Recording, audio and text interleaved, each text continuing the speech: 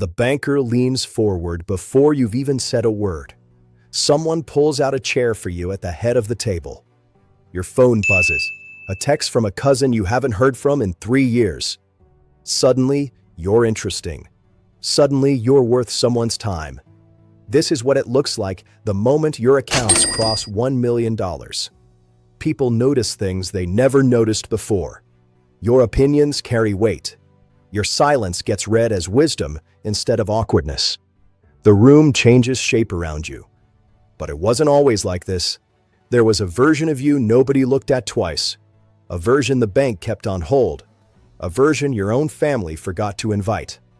So what actually changed between that person and this one? Not just the number, everything around it. And it didn't happen all at once. Let's rewind. Before the reverence, before the phone calls, back to where most people actually start.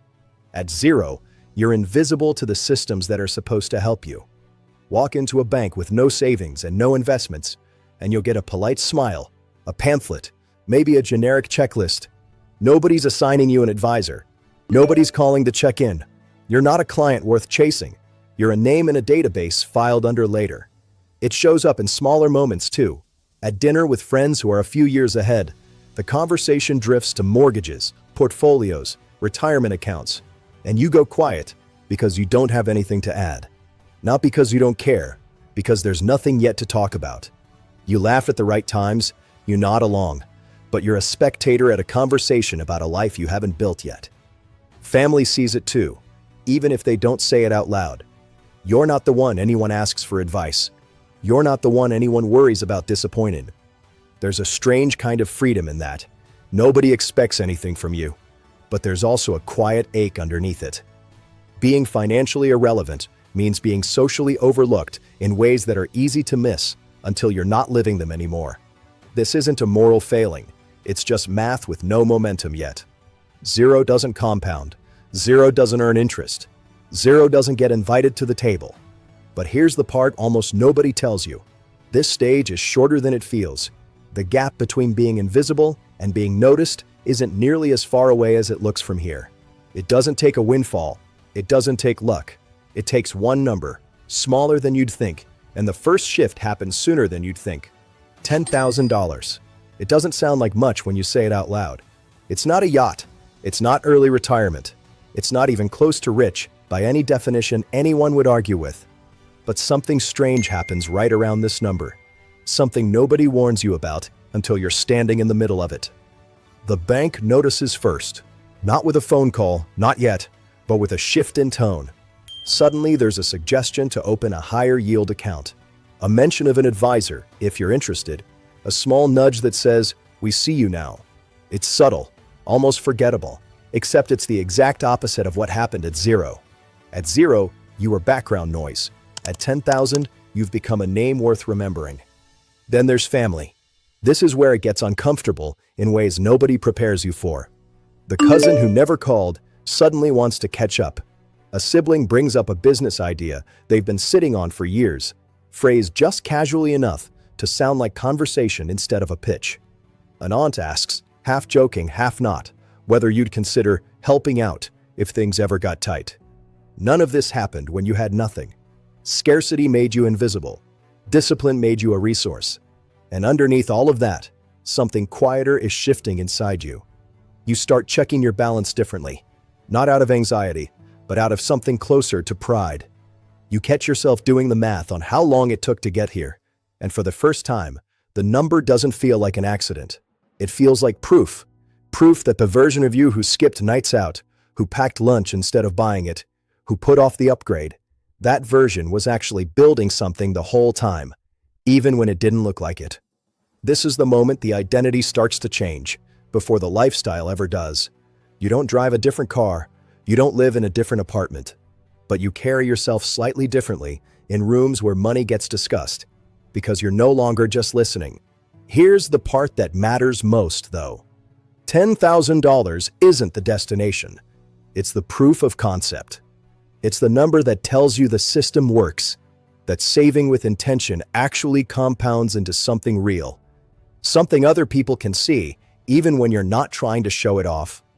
But if you think this is where the shifts get interesting, you're not ready for what happens next. Because the difference between someone who stalls out at 10,000 and someone who keeps going isn't luck, and it isn't income. It's what they do in the next stretch, the stretch that takes them somewhere most people never reach. At $100,000, the attention you're getting right now is going to look like nothing at all. $100,000. This is where things stop being subtle. At 10,000, the shifts were quiet. A nudge here, a comment there. At 100,000, they stop being quiet at all. This is the number where advisors don't wait for you to reach out anymore. They call you, they email, they invite you to portfolio review meetings that didn't exist when your balance was smaller. Because now you're not just a client, you're a client worth retaining. Friend groups shift too, and not always in obvious ways. You notice who brings up money around you differently now, more carefully, sometimes more competitively. Some friends start asking real questions: what you're invested in, how you got here, whether you'd recommend it. Others go quiet on the topic altogether, and you can't always tell if that's respect or something closer to discomfort. Either way, the group dynamic isn't neutral anymore. Money has entered the room whether anyone says it out loud or not. And then there's family. This is where the shift becomes impossible to ignore. You go from being helped out to being the responsible one. The one who gets asked for advice instead of pity. The one whose opinion on a big purchase, a career change, even someone else's savings account suddenly carries weight it didn't carry before. It's flattering at first. Then it becomes something closer to a role you didn't apply for, but got assigned anyway. Here's where it gets interesting though, because $100,000 doesn't mean the same thing to everyone who reaches it. A 25-year-old who hits this number gets treated like a prodigy, praised, studied, asked constantly, how did you do it so young? As if discipline before 30 is some rare talent instead of just time working in their favor. A 60-year-old who reaches the same number after decades of saving barely gets a reaction at all. It's expected. It's assumed. Nobody calls that a success story. They call it retirement planning going according to schedule. The number is identical. The reaction couldn't be more different. That's the part almost nobody talks about. Wealth isn't just judged by the amount. It's judged by the story people are willing to tell about how you got there. Younger, and it's a triumph. Older, and it's just arithmetic finally catching up. But underneath both reactions is the same quiet truth. $100,000 changes how people see you long before it changes how you actually live. Your apartment is probably the same. Your car hasn't changed. You're not shopping differently, eating differently, vacationing differently. The number lives in an account, invisible to almost everyone. And yet somehow, everyone around you seems to sense it anyway, adjusting their behavior toward a version of you they can't actually see. That's the strange nature of this stage. It's the first threshold where perception outruns reality.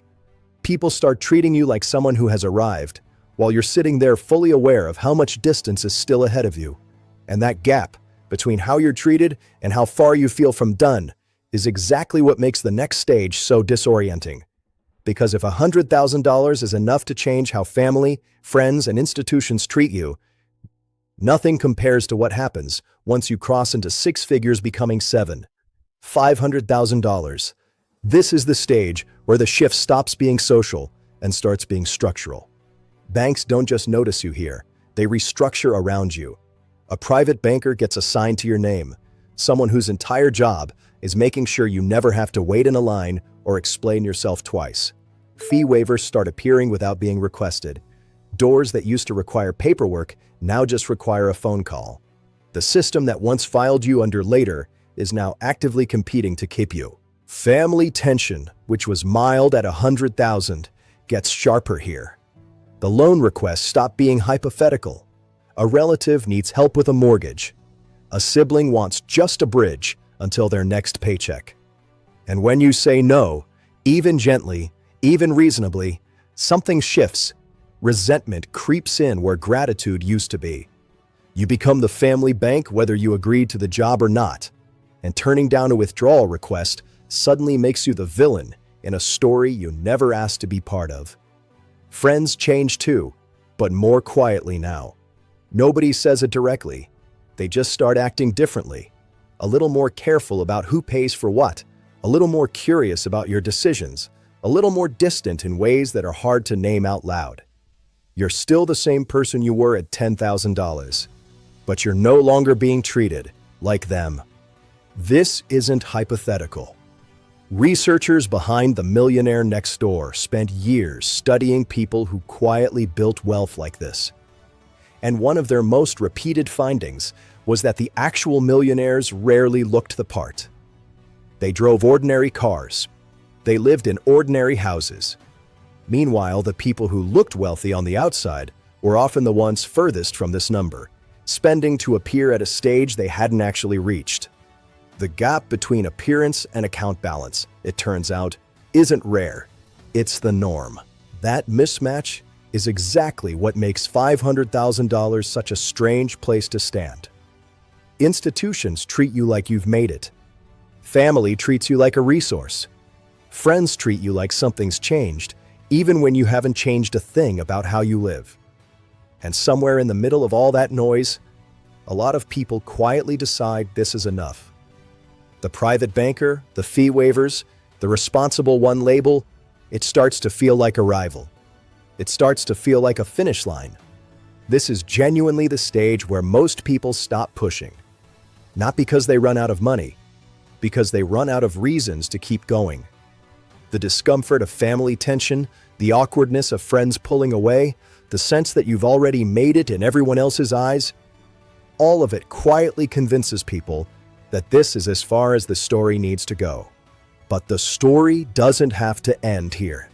And the small number of people who keep going past this point discover something almost nobody talks about. Everything that felt dramatic up to now, the attention, the tension, the treatment, is about to look like a warm-up. Because the final threshold doesn't just change how people treat you, it changes how you treat the world back. Remember the banker leaning forward before you said a word, the chair pulled out at the head of the table, the cousin texting after 3 years of silence. That's what $1 million looks like from the outside. Reverence, attentiveness, a room reshaping itself around you the moment you walk in. It's not one single change that got you here. It's every threshold stacked on top of the last one. The invisibility at 0. The quiet pride at 10,000. The advisors calling at 100,000. The private banker and family tension at 500,000. Each stage added a layer, and by the time you cross into 7 figures, the accumulation becomes impossible for anyone to ignore. Even people who have no idea what your actual number is. But here's the part almost nobody shows you, because it doesn't photograph well and it doesn't fit in a highlight reel. The inward experience of $1 million is nothing like the outward one. From the outside, you look arrived, confident, untouchable. From the inside, something quieter happens, a kind of guardedness that wasn't there before. You start reading people's intentions a little more carefully. You notice who asks about your life and who asks about your money. Generosity starts requiring more thought, not less, because now every request carries weight it didn't used to carry. The reverence people show you doesn't feel like admiration from where you're standing. It often just feels like distance, dressed up as respect. This is the real contrast most people never talk about. Outwardly, $1 million reads as certainty. Inwardly, it often feels like vigilance. The banker isn't just being kind, he's retaining a client. The family member isn't just proud, they're circling an opportunity. The friend isn't just impressed, they're recalculating where they stand next to you. None of this makes people villains. It just means the currency of every relationship quietly changes once real money enters it, whether anyone admits that out loud or not. And that's the answer to the question this video opened with. How did we get here? Not through a single lucky break, not through a secret formula, but through 5 thresholds, each one reshaping how the world responded before the last one had even finished sinking in. The money didn't change who you were at your core. It changed the mirror everyone else was holding up to you. earlier, and more dramatically than you ever expected. The number brought the attention, but it was never really about the number at all. So let's zoom out for a second, because there's a pattern running underneath all 5 of these stages. And once you see it, you can't unsee it. It was never really about the number. 0, 10,000, 100,000, 500,000, a million. Every single shift we just walked through wasn't caused by the money itself. It was caused by how consistently other people reacted to it. The bank didn't change because your money suddenly behaved differently. The bank changed because it started noticing you. Family didn't change because you became a different person. They changed because your presence in their lives suddenly carried new weight. Friends didn't change because your personality shifted.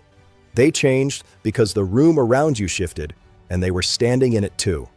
That's the through line. Wealth doesn't rewrite who you are on the inside nearly as fast as it rewrites how the outside world responds to you. And most people, understandably, mistake one for the other. They assume the treatment they're getting reflects some internal transformation, that they've become wiser, more important, more deserving of attention. Usually, they haven't changed nearly as much as the mirror around them has. This matters because it flips the entire question people usually ask about money. The question isn't, how will I feel once I hit this number? You've just seen that the feeling is often quieter, more guarded, less triumphant than expected. The real question is, how do you want to respond when the world starts treating you differently, long before you feel any different on the inside? Because that gap between external perception and internal reality is where almost every family conflict, every awkward friendship shift, every uncomfortable conversation about money actually lives. It's not the wealth causing the tension. It's the mismatch between how fast others adjust and how slowly you do. Understanding that pattern in advance changes everything. It means the private banker's sudden attentiveness isn't validation, it's just business. It means a relative's request isn't necessarily love or resentment. It's a reaction to a shift they noticed before you did. None of these stages are good or bad. They're just human behavior playing out the same way, stage after stage, for almost everyone who climbs through them. The number was never the real story here. The reaction to the number always was. Wherever you are on this ladder right now, whether you're still at 0, feeling invisible to a system that hasn't noticed you yet, or you've already crossed 10,000 and started sensing that first quiet shift, none of the stages we walk through are out of reach. They're not reserved for people with some special advantage you don't have. They're just thresholds, one after another. And every single person we talked about today crossed them the same slow, unglamorous way. Consistency before anyone was watching. If there's one thing worth carrying out of this video, it's this. The treatment changes before you do. So don't wait to feel different before you start acting like the version of yourself who's already climbing. The banker, the family dynamics, the friend group shifts, all of that is just noise around a much quieter truth. The real work happens in the stages nobody's applauding yet. This channel exists to keep mapping thresholds like this, the moments that quietly reshape how the world responds to you, long before it ever shows up in a headline or a highlight reel. If that's useful to you, subscribing means you won't miss the next one, because this ladder doesn't stop at 1 million, and neither does this series. Before you go, I want to know, honestly, which stage are you standing on right now? 0 and just getting started? Past 10,000 and starting to notice the shift? Somewhere further along, watching people react to a version of you they don't fully see yet? Drop it in the comments. I read every one, and some of the best future topics on this channel have come directly from what you tell me down there. I'll see you in the next one.